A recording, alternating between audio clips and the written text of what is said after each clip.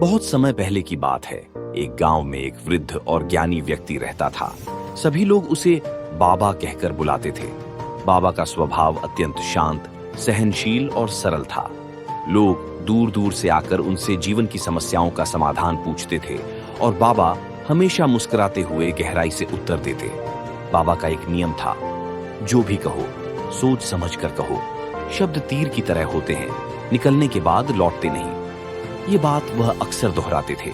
लेकिन गांव में एक नया युवक आया था जो इस विचारधारा से सहमत नहीं था। वह पढ़ा लिखा था लेकिन अहंकारी भी। उसने सोचा, ये बूढ़ा आदमी बस बातें करता है, लेकिन असली दुनिया में कोई इतने शांत नहीं रह सकता। वह बाबा की परीक्षा लेने के लिए उनके पास गया।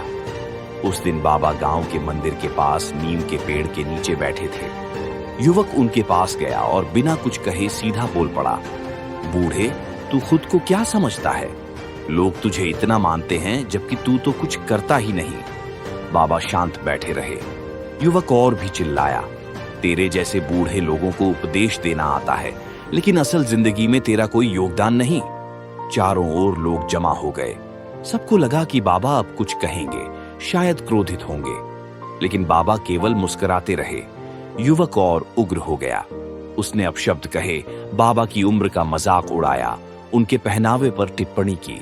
अंत में जब वह थक गया तो बाबा ने सिर उठाकर उसकी ओर देखा और शांति से पूछा, बेटा, अगर कोई तुम्हें कोई तोहफा दे और तुम उसे स्वीकार न करो तो वह तोहफा किसका रहता है?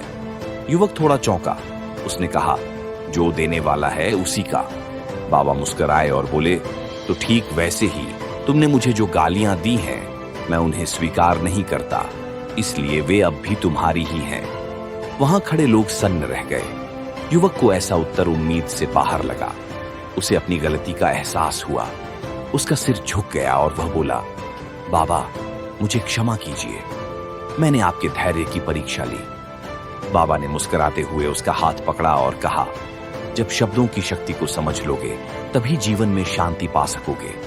क्रोध में बोले गए शब्द सिर्फ दूसरों को नहीं, खुद को भी जलाते हैं। हम जो बोलते हैं वह सिर्फ दूसरों को नहीं, हमें भी प्रभावित करता है।